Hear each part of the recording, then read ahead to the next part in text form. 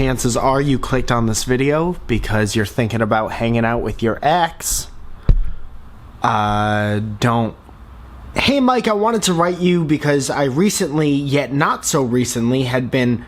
Hold on. Hey Mike, I wanted to write you because I've recently, yet not so recently, been broken up with, and I'd like your advice. Not until you pick one. I've been watching your videos for years now, and I always found you helpful, informative, and hilarious. I could have edited that part out, but I didn't because it made me feel nice. I also know I shouldn't make any grammar or spelling mistakes in this message because you always point them out, dash unnecessarily capitalized B on back on the topic. My girlfriend of 3 years broke up with me this past March and I was having a hard time with it, constantly trying to get her back. I'm sure you know this by now, but if you don't try to get her back, you won't have half as hard of a time.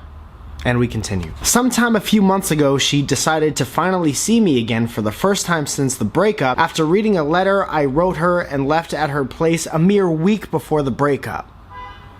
Thank you. One time I asked an ex to hang out with me after we broke up and she sat in silence and looked out the window as we drove around for an hour and a half. Don't go hang out with somebody else's ex. For 2 weeks we talked again and we hung out and it was probably the happiest I'd ever been. However, after those 2 weeks she pushed? That's my mistake. However, after those 2 weeks, she pushed me away again for good. Since then, I've reached out a couple times, but she does not answer and it hurts. Now, I know what you'll say, something along the lines of, she freed me up to meet somebody better for me, or I have to deal with it and it'll get easier, or stop being a baby, etc. First of all, you don't know that. You don't know what I'll say. So please don't act like you know, okay?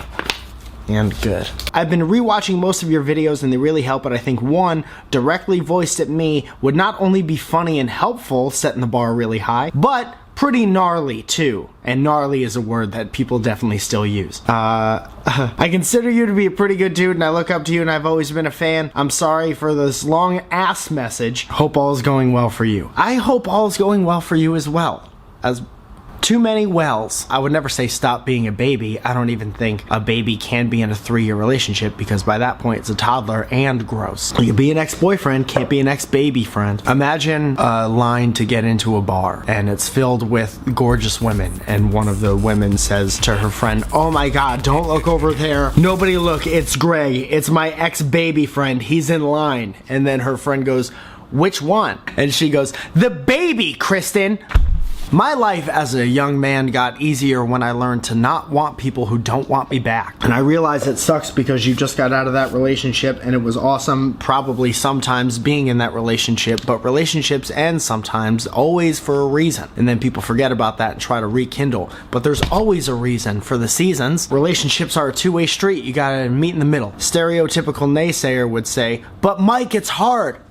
Yeah. Some things are that. Picture it like this. If you give someone an apple, it doesn't matter if it's a perfectly good apple. If they don't want the fucking apple, it's not gonna get ate. The apple experiences no personal growth by sitting around and waiting for that person to want an apple. They just rot from the inside out.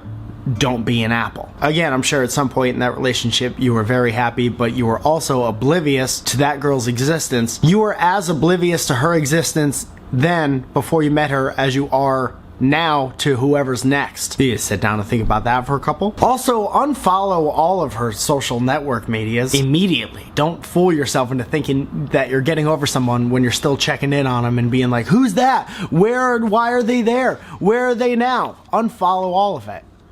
Unfollow it all. If you're still checking up on her all the time, you're not moving forward, you're sinking in one place. Don't be unfair to your future by getting stuck in the past. There's only one direction worth moving in, and it's forward. Okay? Put that shit in a t-shirt, and then don't wear that t-shirt every day because it's a little preachy.